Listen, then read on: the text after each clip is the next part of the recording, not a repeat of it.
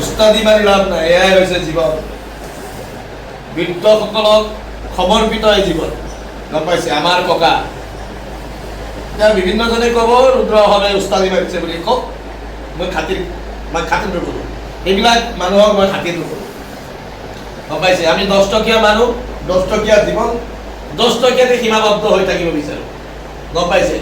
আমাৰ কোটি টকীয়া জীৱন আমাক নালাগে, আৰু কোটি টকাৰ সপোনো আমি ৰচনা কৰা নাই। মানুহৰ মাজত থাকি মানুহক সেৱা কৰিয়ে জীৱন যাতে পাৰ কৰিব পাৰে। কোনো জাতি, ধৰ্ম, বৰ্ণ এইবিলাক আমি যেতিয়া বনাইছোঁ, গতিকে আমি ইয়াত অহংকাৰ কৰিব লাভ নাই। এইবিলাক সকলো আমি বনোৱা, বুজিছে? মই ক'লোৱে না, আমাৰো এদিন গাল চাল খুতুৰা হৈ পৰিব, আৰু উলংগ দেহাৰে আহিছোঁ, উলংগ দেহাৰে যাম, বুজিছে?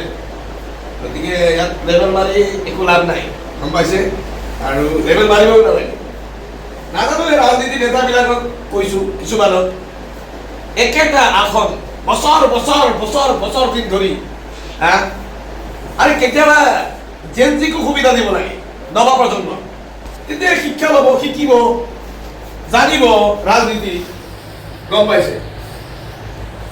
কেনেকৈ ৰাজনীতি কৰিব লাগিব, কেনেকৈ আগবাঢ়িব লাগিব, কেনেকৈ সমাজৰ হৈ কাম কৰিব লাগিব, এইবিলাক সকলো শিক্ষা কেতিয়া গ্ৰহণ কৰিব ন?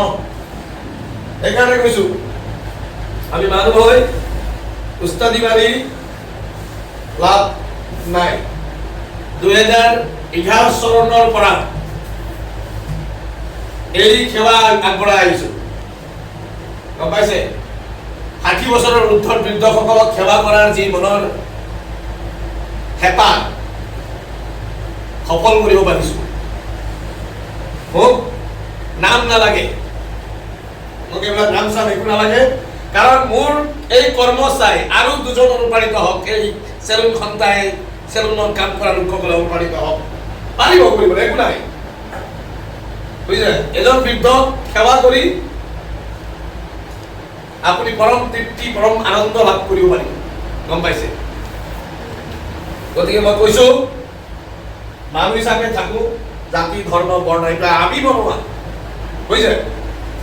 থেংক ইউ ছ' মাছ। জয় আই অসম, এয়া হৈছে অসমীয়া গীত গাই, গম পাইছে?